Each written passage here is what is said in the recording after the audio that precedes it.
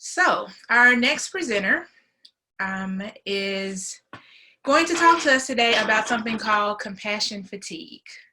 Carolyn Osoinoch is a certified compassion fatigue professional specializing in helping caregivers prevent and heal from compassion fatigue through self-compassion and resilience.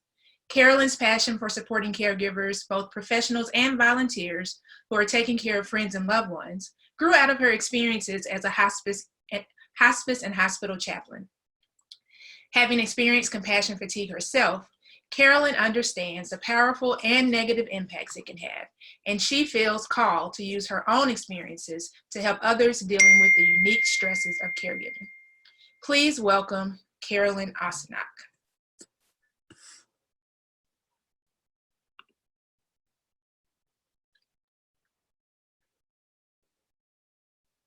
My name is Carolyn Osoinoch, and I am delighted to be here with you this morning for the Revive Refresh Conference. I hope everybody is having a wonderful day today. I want to tell you a little bit about my organization. We are known as Spirit of Compassion, and our focus is on helping caregivers to heal and prevent the negative impacts of compassion fatigue in their lives as a result of being caregivers. My partner, Sandra Siemens, and I are both Presbyterian pastors. We both have spent numerous years as hospital and hospice chaplains. And out of our experiences, we really have developed a passion for helping caregivers who are dealing with stress and burnout and just the negative impacts of compassion fatigue in their lives. We are both certified compassion fatigue professionals by the International Association of Trauma Professionals. And our program, our focus is really holistic in nature. We are focused on the mental, emotional, physical, and spiritual well-being of caregivers. And, caregiving itself is rooted in compassion. It's an act of compassion towards other people. But dealing with and healing from compassion fatigue also requires compassion. It's rooted in compassion, in self-compassion. We do believe that just as we are called and created to share our compassion with other people, we were created to receive compassion from other people, but also from ourselves.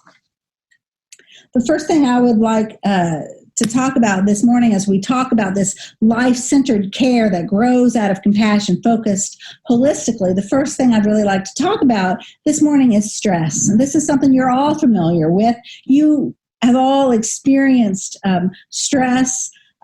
Stress is really, it's defined as that state of mental or emotional strain or disruption that results from adversity or from difficult circumstances. That's such a simple definition for something that can be so detrimental and powerful in our lives. But, stress is really our reaction when we sense danger or a threat. I've been camping this past week, and if a grizzly bear came walking into our campground, I would certainly have a sense of danger and have a stress reaction and response. Stress affects us holistically. It does. It affects every part of us, mentally, physically, spiritually, and emotionally. It's how we're built. I mentioned that grizzly bear if a grizzly bear came walking into our campground this past week, that would have triggered my stress physiologically, because that's how we're built biologically, to respond when we sense danger. Our autonomic nervous system kicks in, our fight or flight responses. Our blood pressure goes up. Our sense of adrenaline pumps through our system. Hormones like cortisol get released into our system. Our muscles tense in preparation for fighting or running away. And then we all have different stress triggers, things that are unique to us from our own background, our own history, our own family context. And it really doesn't matter, by the way, our physiological reaction doesn't matter whether this danger that we are perceiving is a tangible threat, like a grizzly bear walking into our campground, or an intangible threat, like when someone who doesn't like public speaking is suddenly thrust into the spotlight, and there's an intangible threat to their sense of security and peace and well-being. Our body biologically doesn't matter. We respond the same way to all kinds of stresses. Stress can be good. It can motivate us to get up off the couch and to get jobs done that need to be done when there's a short deadline coming up, or when we don't want to deal with the aftermath and relationships if we don't get the chores done that we need to get done. But often, stress is not a motivator. Stress has negative impacts on our lives. It can have some very serious health consequences and reduce our quality of life, lead to things like high blood pressure, heart attacks and headaches, increased risk for diabetes and stroke, so long-term health consequences for us, as well as short-term health consequences. And you know that is magnified in a caregiving situation and in a current situation like with COVID-19 and the resulting economic crisis that we're all going through right now. Maya Angelou has a wonderful quote that I think is really relevant to our conversation about stress and anxiety and compassion fatigue. "I can be changed by what happens to me," she said, "but I refuse to be reduced by it." You know, we are changed by our experiences as caregivers, by our experiences of stress and anxiety, but we don't have to be reduced by it. Our lives don't have to have less quality as a result of that. We can heal from and we can prevent compassion fatigue. In order to really understand what we were talking about with compassion fatigue, because it's kind of a complicated subject matter, I'd really like to start by talking about the costs of caring, the cost of being a caregiver, and how that can lead to stress and burnout and compassion fatigue. You know, caregiving is such important work. You are making a difference in the lives of the people for whom you are caring. You are improving the quality of their lives. You are giving of yourself and making a difference. But there is always a cost. There's always a cost for caring. Lots of caregivers report that they feel overwhelmed, that they feel like the demands that are placed on them just outweigh every possible resource that they have to meet those demands. Often they report feeling like they have really exceeded the limits of what they're really able to do, that they're overextended and just overwhelmed. Caregivers report feeling negative emotions, destructive emotions that they didn't expect, like resentment and frustration with the person that they're taking care of, feelings that can include regret and guilt and certainly even grief. Caregivers report that they become just exhausted, mentally, physically, emotionally, even spiritually, just exhausted. And if that is left unchecked, that exhaustion can grow to the point of burnout. A burnout is really that level of exhaustion when you cannot continue to function in a healthy way any longer. You can't continue to be a caregiver and be healthy. Now, anywhere in that process, from beginning to experience stress all the way through burnout, it is possible caregivers report that they begin to lose their feeling of compassion or empathy for other people, their ability to connect emotionally with other people, not just in their caregiving situation, but in the rest of their lives as well. They begin to lose their ability to experience joy in their own life. Their own health begins to suffer. Personal relationships begin to suffer. And that is what we're really talking about when we talk about compassion fatigue. Just so you understand the context of that. That's what we're talking about, that loss of empathy and compassion and ability to feel joy in your own life. Compassion fatigue actually is a term of art among professionals. They use it to refer to professional caregivers most of all, people, nurses and doctors and first responders and police officers and CNAs, the people we see out in the front line of the current COVID-19 epidemic.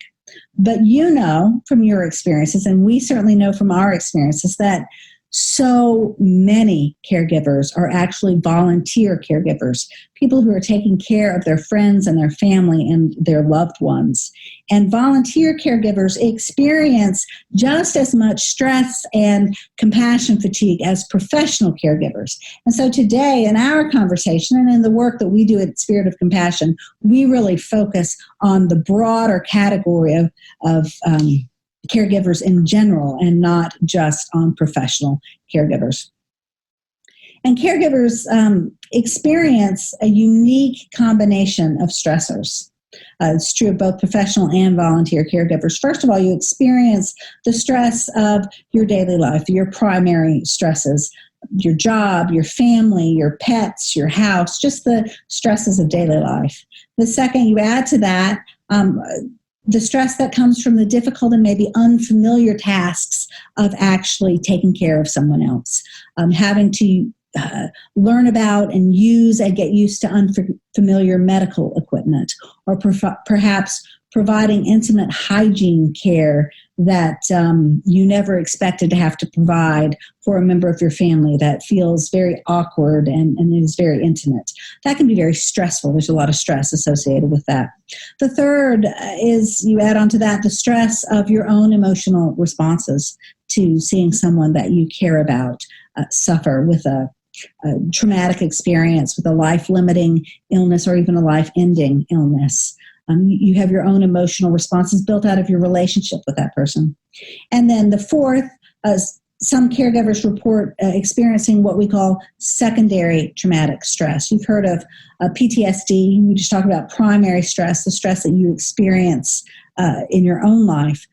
Caregivers are so involved with the people that they take care of, they can actually absorb that person's trauma and stress and experience the same impacts from that stress in their lives to the same level, actually, as the person for whom that is their primary stress.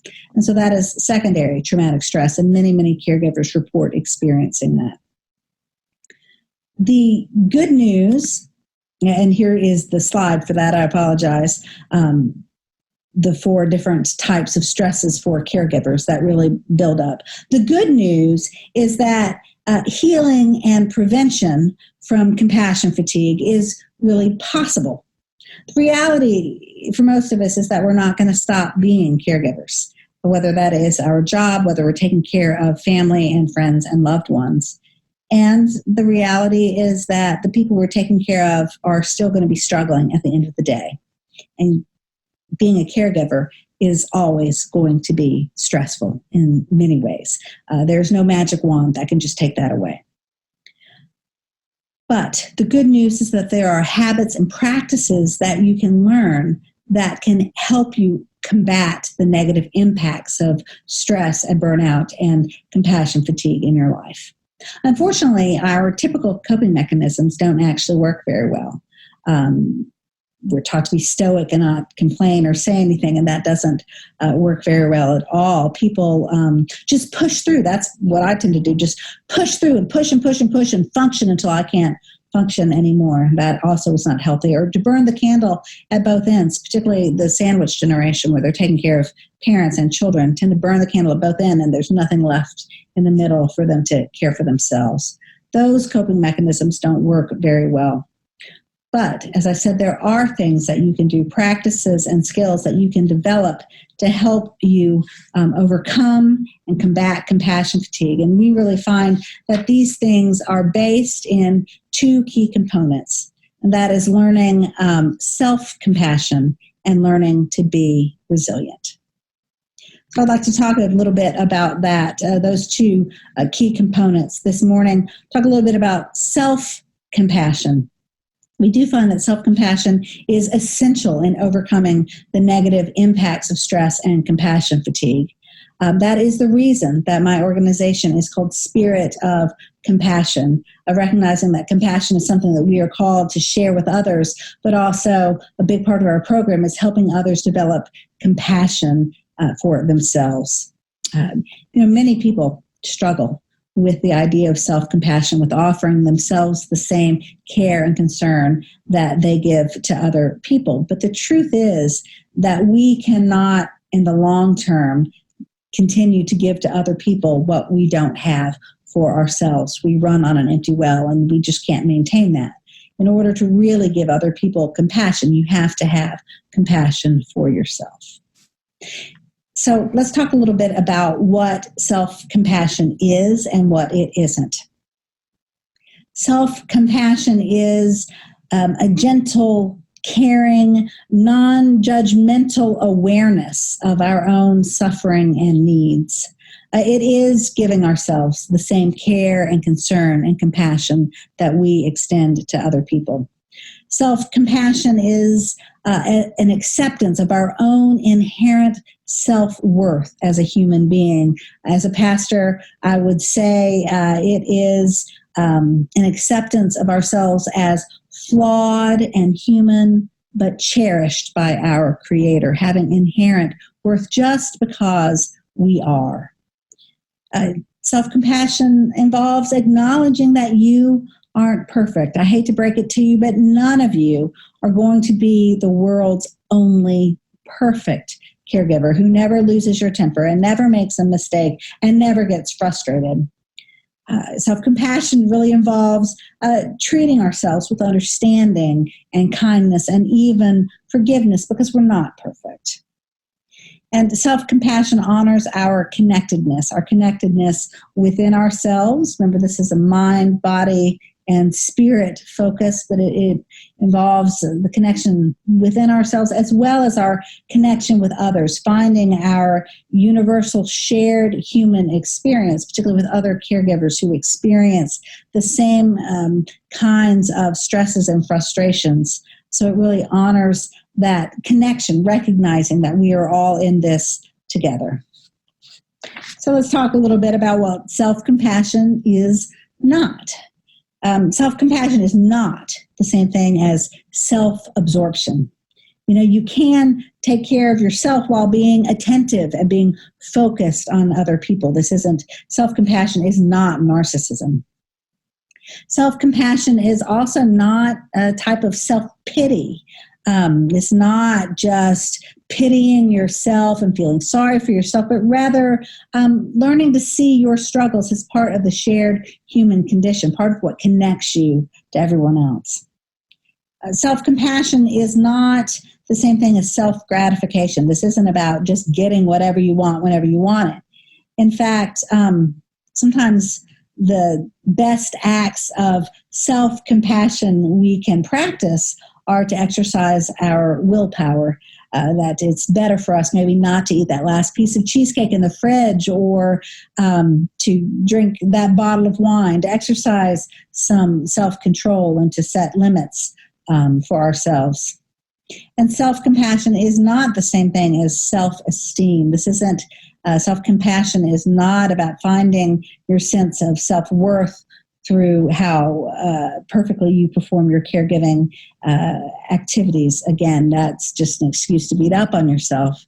But really, you can offer yourself kindness and understanding and acceptance without thinking that you're better than other people or without having your self-worth depend on how perfectly you do your job. So the next key component that we're going to talk about then is the idea of resilience. Resilience really is the ability to adapt to the challenges and the stresses of life, to the changes, the inevitable changes in life, and face it, as caregivers, you are experiencing a lot of changes that come up to your way of life. Resilience is your ability to recover from adversity in a healthy way. Confucius said, "The green reed that bends in the wind is stronger than the mighty oak that breaks in the storm." And I just love that quote. In our society, we often try to be the mighty oak, firm and solid and secure, but it turns out that actually makes us more vulnerable, makes us more brittle and likely to break. Resilience enables us to be more like the green reed, able to bend rather than break in the face of loss and disappointment and frustration and adversity. And you can learn habits and practices that help you become more resilient. And we're going to talk about 4 of those in just a few minutes. Habits and practices that can empower you, that can strengthen you, that can replenish you. But it takes work. There are habits and practices that you have to learn and develop over time. And it takes work. It takes patience. It takes the willingness to make changes. But I remind you of that wonderful Maya Angelou quote that I shared with you earlier. I can be changed by what happens to me, but I refuse to be reduced by it. For me, that sums up the best approach to building resilience, to show yourself compassion, to claim your own power, and to make your own choices so that even though you're changed, you're not reduced by the events of your life and the pressures and stresses of being a caregiver. So I would like now to talk a little bit about the 4 essential habits of learning resilience. These are all rooted in self-compassion. You can see how this all builds on each other, and then they're all intertwined with one another. I'm not going to spend a whole lot of time on these, but I do just want to bring them to your attention and let you know a little bit about them. Trust me, we spend weeks and months with our clients, with our small groups, with our family groups, with our individual clients, practicing and learning how to develop all of these habits. But this is just an overview this morning to give you hope that there are things that you can learn and do on your own or working with professionals to help yourself become more resilient. The first habit is the habit of awareness. And I'm so delighted that you've already had a session this morning working on awareness and mindfulness and how important that is to release stress and to be healthy. So I'm not going to focus too much on that this morning, except for just to touch on a couple of things. But, awareness is really about paying attention in the present moment, again, without judgment, that connection to self-compassion, to your mind, to your body, and to your spirit, to know what you're doing when you're doing it, to be truthful with yourself. I have to admit, it's easy for me to be on autopilot sometimes and just act out of habit. I get to the end of my alley and I can't remember if I closed my garage door. I always have. It's a habit, but I go back and check it, and sure enough, I have.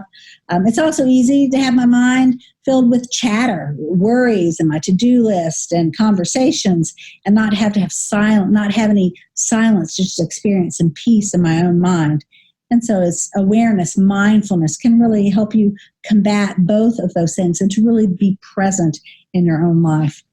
What I really want to focus on with awareness is cultivating a practice of awareness and mindfulness of what's going on in your body. Your body really holds on to your stress. When something triggers your stress, we talked about that physiological response, and your body really holds on to stress. And you can learn to recognize when your body is holding on to stress, when your muscles are tight or your jaw is clenched or you're grinding your teeth or you're getting a headache. You can learn to be aware of your body holding stress, and you can learn how to regulate that, how to release that stress. You need to have intentional practices for that, whether that's relaxation techniques that you learn or breathing techniques that you learn, whether you practice meditation or yoga. A lot of people do breath work.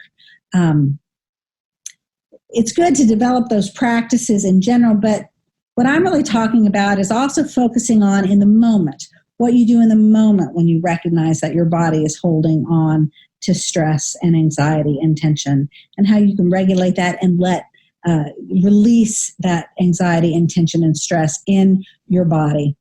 A lot of times people don't want anybody to know that they're doing that in the moment, and that's why taking deep breaths can be so important, or taking rhythmic breaths. I use a muscle technique where when I feel my muscles that are tight, which are usually my core muscles, I focus on them and tighten them, and then I pretend I'm in an elevator coming down from the 5th floor to the 1st floor, and I release them by floor so that hopefully when I get down to the 1st floor, my muscles are released and the anxiety is released and my muscles aren't tense. I got to be honest, sometimes it takes multiple trips up and down that elevator before I'm really able to release the tension. But the point of that, and how that helps you become more resilient, is that it allows you to respond to your stress triggers rather than just reacting to them instinctively. It allows you to create just a little bit of space between what has triggered your stress and then how you're going to choose to respond to that, so that you're not just reactive every time. You can choose not to get mad. You can choose not to say something you're going to regret.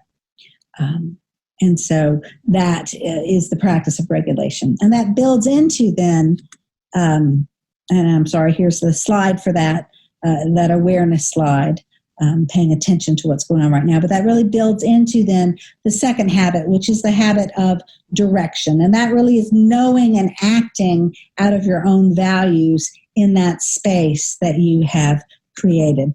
There's a wonderful quote by Viktor Frankl. He was a psychotherapist. He was a contemporary of Freud. He actually was a Holocaust survivor, and a lot of his work grew out of his experiences and observations in concentration camps during World War II. And what he wrote, he said, between stimulus and response is a space. And in that space is our power to choose our response. And in our response lies our growth and freedom. So there is that space. We talked about in awareness, releasing that stress and kind of creating that space between something that triggers your stress and your response to that. Direction really is the choices that we make in that space, how we choose to respond. And direction really calls on us to become aware of our own internal principles and values and to practice living those in the moment rather than being reactive to our stress triggers, to external demands, even to reward systems, that we are intentional and we're making a choice of how we're going to respond.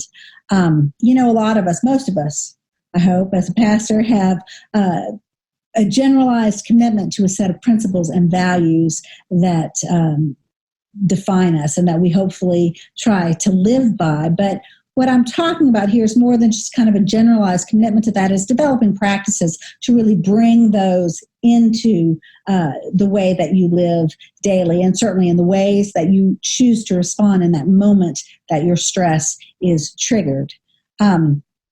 I'm not talking about things that are imposed on us, rules from the outside, talking about things that, that grow with us and change with us as we grow and develop, and not goals, not things we're hoping for. That just adds another layer of stress if we're not meeting up to those goals.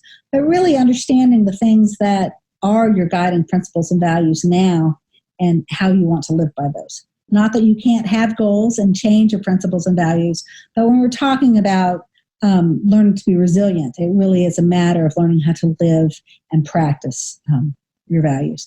When we live out of balance with our values, things just feel off. They feel wrong. We feel unsettled, and that tends to make us more reactive. But when we're living in accordance with our values, when we're really pulling them into our daily lives, we really have a feeling of integrity and contentment and empowerment. That's where our growth and freedom lie, in our responses that we choose out of direction. So that's really the second habit. I want to talk briefly about the third habit, which is acceptance. And that, I think, is actually the hardest habit of all to develop.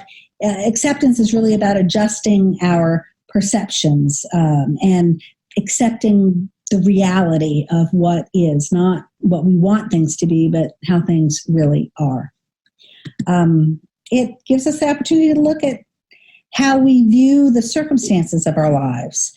It means seeing things as they are in the present, not how we want them to be, to look at things without resistance or denial, and to accept that things are not the way that we think they should be. Our shoulds are so powerful because they really reflect our wishes, our expectations and desires based out of past relationships and past experiences and our past history. And it's really difficult to not look at how a situation should be, particularly when we're taking care of loved ones, friends, and families. Our loved ones shouldn't be sick. They shouldn't be struggling with life-limiting or even life-ending diseases and with trauma. Maybe our relationships should be better. We have a whole list of shoulds that are unique to all of us. But when we are able to let go of those and accept the reality of the situation as it is, we can engage in the same activities. We can do the same caregiving tasks. But the experience is different on us when we are able to let go of those expectations and maybe even resentments because things aren't the way they should be and accept the reality. We may be able to find the blessings in the actual situation that we're in. And that definitely helps us become more resilient. And then the fourth essential habit is the habit of care. And that is really practicing self-care, intentional self-compassion, taking care of your mind, body, and spirit. And there are so many ways to practice that, and it looks unique for every individual. I can't tell you how many seminars and workshops I've been to where they said, okay, well, make sure you exercise and eat right and get a good night's sleep. And those things are very important as part of your program of self-care. But the reality is that they are unique to all of us, and our balance, what works for us, is different. People have different capabilities of what they're able to do physically, how much sleep they're able to get or how much they need. So it is a balance for each person. What we're talking about in developing a practice of purposeful self-care is to find the balance, to find the things that give you the support, the comfort, and the encouragement that you need for your body, your mind, and your spirit. As a pastor, I would be remiss if I didn't encourage you to include outlets for your creativity and for your spirituality as part of a balanced self-care program that you have. Whether you practice a faith tradition or you walk out in nature, whether you draw or make music, find some outlets for your creative and spiritual aspects of who you are. Also have one caveat, drugs and alcohol and even overeating, even eating too much chocolate aren't really forms of self-care. Those are forms of escapism. And the challenge with all of those is that your problems will still be there the next day. And sometimes they might get worse. And so those really are not a part of self-care, even though they are tempting and can be done in moderation, but just need to avoid those things as a crutch. A big factor in self-care is having a support system. The support system is so important. Having an intentional community of people who you can trust, who you know will keep what you say in confidence, who won't judge you, who won't try to fix you or tell you what you could have done better, but who will just listen to you and care about you. People that you can be honest with, warts and all. And that's so important. Not everybody is suitable for your support system. So it's important to exercise some care in figuring out who those people should be. But, there is such power in telling your story and speaking your truth as a stress release, as well as just a connection to other people on a real fundamental human level.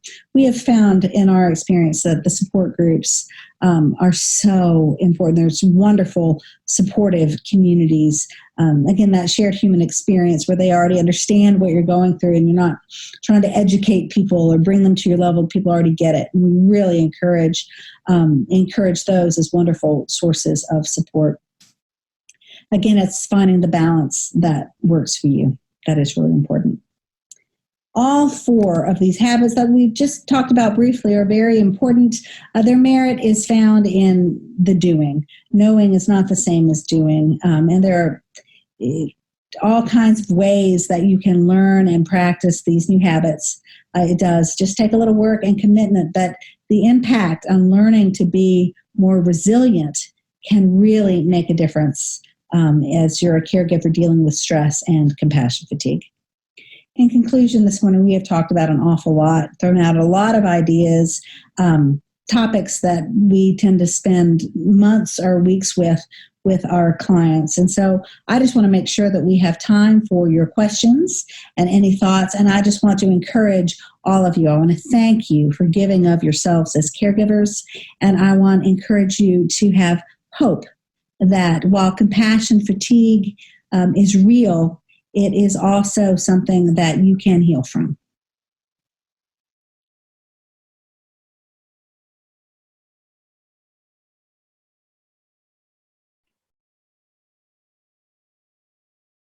Okay. Thank you. There you are. Okay. All right. Thank you so much, Carolyn. Thank you. That was just a wealth of information, really useful information. And so we thank you for that. I just wanted to say there are a couple of things that you mentioned before I get into the questions that I personally wanted to hit on. And one of them is self-compassion. And so as caregivers, we have compassion for everyone else, and we tend not to have that same compassion for ourselves. And I actually posted something on the Care Warriors Instagram page this week, and I just said, dear caregiver, don't be so hard on yourself. Mm-hmm. And that was a message to caregivers, and it was a message to myself. It was a night where I had fallen asleep with plans to get up and fix dinner for my mom, and I fell asleep, and by the time I got up, she had already gone to bed. And I just felt so bad because I didn't get her food, and and I know she's not going to eat it herself. Long story short, I ended up realizing she had gotten a piece of watermelon and some fruit out of the refrigerator. So she did find something, and she's not going to starve by missing, one night of dinner. But I felt bad, and I just kind of had to tell myself, like, it's okay. This is not something that happens every day. You were tired. It's okay if you get tired. You're human. And just kind of, take it from there. So that's one thing. And then the second thing was support systems and how important it is as caregivers to find a support system. And I wanted to let everyone know that the Alzheimer's Association has support groups, and they're doing virtual support groups right now. If you go to their website, your local chapter, well, I know the Dallas chapter has them. I'm not sure about other chapters, but the Dallas chapter definitely has online support groups that are meeting throughout this time, and we're not able to meet in person. And so I definitely recommend that you look into those. I have participated in support groups. I actually facilitate a support group now, and it's vital as far as resources and talking to each other and just getting ideas of how people are handling things. And then also just having someone else who's going through the same thing that you are. So I just wanted to touch on that really briefly. Can you say something? I want to make sure I can hear you. Yes, okay. I think that's okay. All right. I'm going to go through just a couple questions, and I just want to tell the audience again, there is a Q&A at the bottom of your screen. If you have any questions for Carolyn, you can feel free to put those in there. Friends Place also has a support group that meets virtually twice a month, so you can also reach out to Mary Lynn about that support group. So the first question actually was asked earlier in the morning from Linda, and I think this might be something you can answer. She says, I'm a caregiver for my husband. Have you noticed that since we are in isolation, that your loved one has more stress about being home all the time? I would say, yes. Do you have any recommendations on dealing with stress as far as that your loved one might be going through? definitely. I think everybody has increased levels of stress. The people that you're taking care of are their routines and everything they're doing is disrupted just like yours is. And I think about, I have 2 teenagers at home, and their stress is increased, and they can maybe get out in ways that people that you're taking care of cannot. I think, and I know the ladies who spoke right before me talked about mindfulness a lot. I think those practices become more important than ever. Taking some time to, even if it's just a few minutes, the benefits of even practicing something like breath work. There are people that specialize in breath work, but even just practicing some, there's a wonderful technique of slowing your breathing down, and it's been shown to increase feelings of positivity and joy, as well as to help people be more patient and to find inner strength. And that is just slowing your breathing down. Breathe in for a count of 10 and breathe out for a count of 10. And that slows your breathing down to like 6 times a minute. Mm-hmm. And that really can have a powerful effect. And you don't have to do that for very long. It's not like an hour-long practice. Mm-hmm. I had a lady I worked with, and she would go in her closet and do that. She'd just take 5 minutes and go hide in her closet and do that, and it would help her. Mm-hmm. I think those practices are more important than ever right now. Mm-hmm. Okay. A couple more questions. How long does it take to recover from compassion fatigue? That is different for everybody. It's going to depend on the severity of what you're experiencing, Mm-hmm. how soon in the process you become aware of it, and you're able to take action. For myself, I can tell you it took me about 6 months to just completely recover. I walked away from a ministry in hospice completely unable to function as a hospice chaplain any longer. Mm-hmm. Other people, it does not take that long, especially when you're active with a group. Again, the support groups being so important, with people encouraging you and sharing that experience with you. Mm-hmm. There are also actual compassion fatigue support groups, and we host a lot of those that actually work on that, and that community then works on it together. And I think that even makes things happen a little faster because you're working with a group. Mm-hmm. Okay. How will I know if I'm suffering from compassion fatigue? And I think the important key there is to have acceptance, to look at things non-judgmentally, to look at yourself non-judgmentally, and to realize that you're not finding joy. I work with a lady who is a grandmother, and she realized she was suffering from compassion fatigue when she would go to her grandson's Saturday morning soccer game. Mm-hmm. And it brought her no joy. Her connection with her grandchildren really felt numb. Mm-hmm. So when you start feeling your relationships impacted, or the things that usually bring you pleasure just don't bring you pleasure anymore, those are some real signs. As well as when you feel yourself stressed out constantly and you realize that the stress is building and building. I think those are times to take action. Those are times when you can realize that you're starting to suffer from compassion fatigue. And then to piggyback off that question, what are some practical ways to give myself self-compassion? So Dr. Kristen Neff, she is actually a professor at UT Austin, and her webpage is selfcompassion.org. And she has a bunch of information as well as strategies, but it's something as simple as, believe it or not, giving yourself a hug. That might sound odd, but literally wrapping your arms around yourself and giving yourself a hug has been shown. They've done like brain studies and seen like the areas light up in the brain. It really has an impact. Wow. So hugging yourself, giving yourself just some extra time of silence while you're having your cup of coffee, just trying to find intentional things that have made you happy, and to even I have a motto that I learned to say, which I am flawed, but I am loved. Just something as simple as that. And just to have a motto that you come up with for yourself that says something that you need to hear. You said that you posted that thing the other day because you needed to hear it. I think that is an act of self-compassion, is saying to yourself what affirmation you need to hear. And then finding other people in your life who are also willing to affirm you and being able to ask them to do that. It feels awkward, but that is an act of self-compassion. Okay. Let's see. How do I set up my own support team? You talked about having a support team.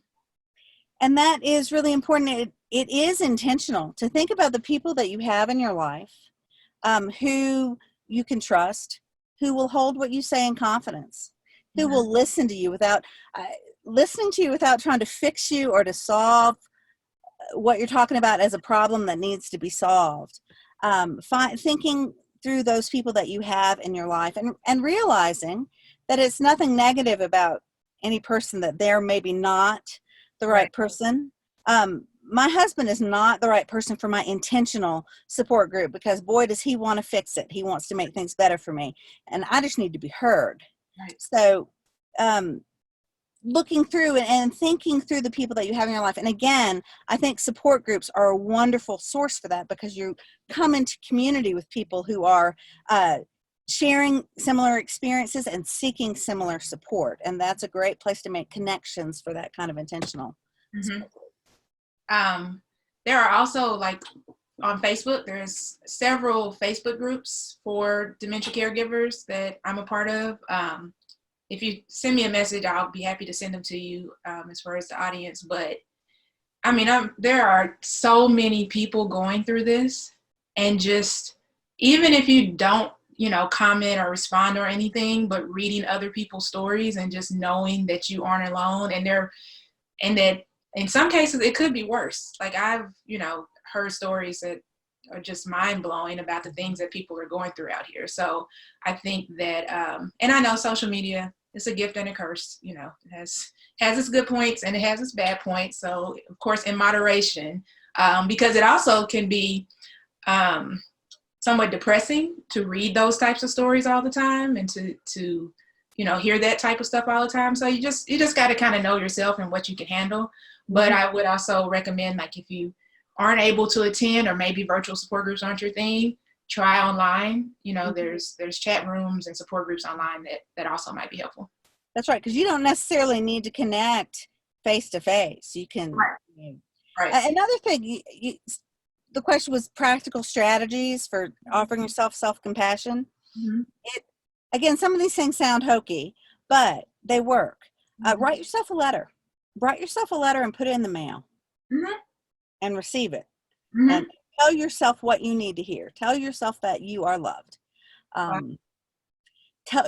Point out your positive qualities, and then mail it to yourself. There's something about that is very powerful. Absolutely. So I think that's all the questions we have. Can you tell us how to get in touch with you, or how to get more information? Yes. Our webpage is spiritofcompassion.net.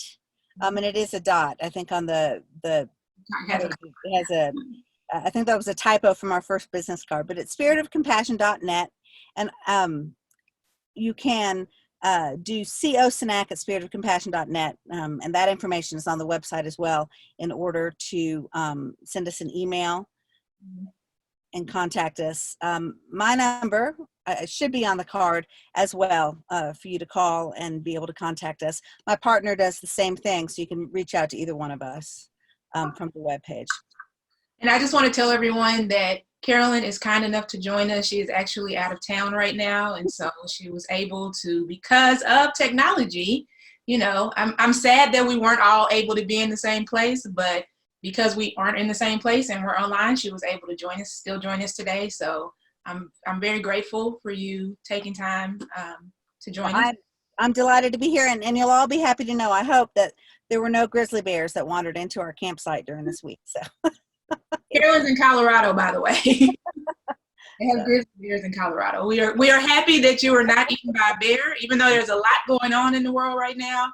I think adding a grizzly bear to your life in 2020 would just totally top it off. Yeah. So be safe out there and have a safe trip. And thank you so much for joining us. Absolutely. Thank you for having me. It was nice to be with all of you. Take care.